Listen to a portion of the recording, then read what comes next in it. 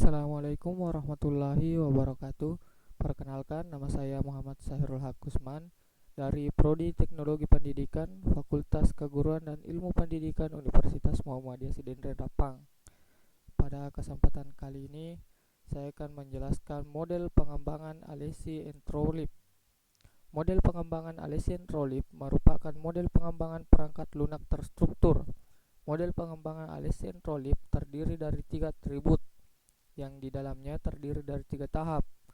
Ketiga atribut tersebut adalah standar, evaluasi berkelanjutan, dan manajemen proyek. Sedangkan untuk 3 tahap tersebut adalah tahap perencanaan, tahap desain, dan tahap pengembangan. Oke, untuk bagian A, atribut.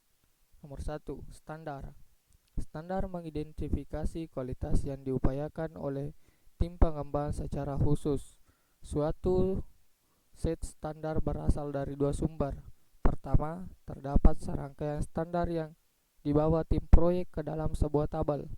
Ini mengidentifikasikan kualitas apa yang akan dipilih oleh tim. Kedua, terdapat standar yang berasal dari persyaratan spesifik proyek dan klien. Standar kedua ini jarang bertentangan dengan set yang pertama, karena pada set ini dapat ditambahkan dengan detail yang lebih spesifik, seperti warna dan font yang digunakan, tampilan dan nuansa keseluruhan, dan tingkat konten yang lebih detail. Yang kedua adalah evaluasi berkelanjutan.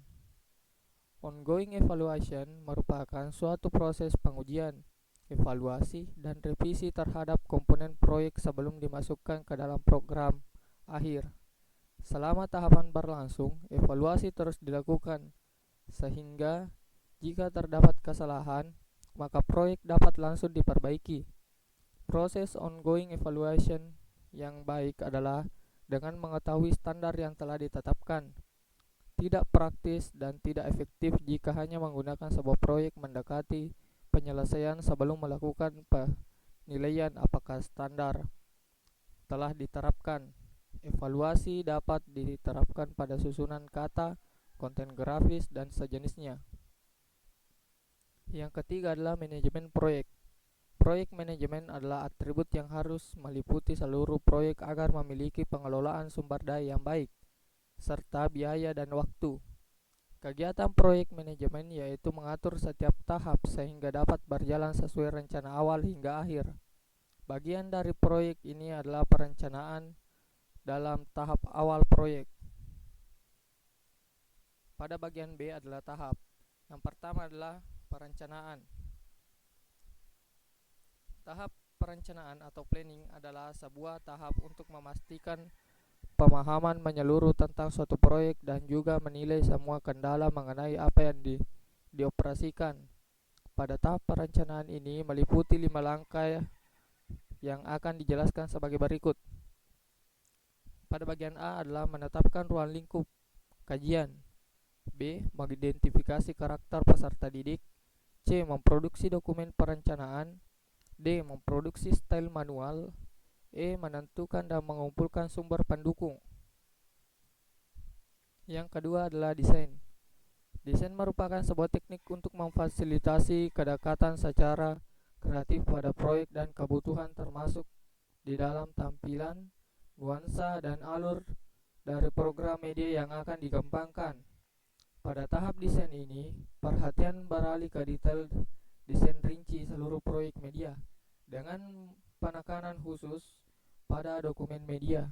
Dokumen desain yang baik adalah penting dan mengenalkan beberapa prosedur untuk mendesain konten dan memproduksi dokumen desain yang dikomunikasikan secara efektif terhadap semua rincian kebutuhan untuk menyelesaikan proyek media. Pada tahap ini digunakan 3 langkah yang dijabarkan sebagai berikut. Bagian A, mengembangkan ide. B, melakukan analisis konsep dan tugas. Dan C, membuat flowchart dan storyboard. Yang ketiga adalah pengembangan. Pengembangan atau development adalah implementasi dari desain proyek mencakup semua programan pemrograman komputer yang diperlukan untuk membuat fungsi program seperti produksi grafis, audio, video, dan panduan untuk peserta didik dan guru. Pada multimedia pendidikan, pengembangan merujuk pada seluruh proses produksi, perbaikan, dan validasi program. Dalam tahap ini ada 8 langkah yang dijabarkan sebagai berikut. Yang pertama adalah menyiapkan teks. Yang kedua, menuliskan kode program. Yang ketiga, membuat grafis. 4, memproduksi audio dan video. Yang kelima, mengembangkan bagian. Yang keenam, melakukan uji alfa. Yang ketujuh, melakukan revisi. Dan kedelapan, melakukan uji beta. Baiklah, mungkin cukup sekian untuk kali ini. Assalamualaikum warahmatullahi wabarakatuh.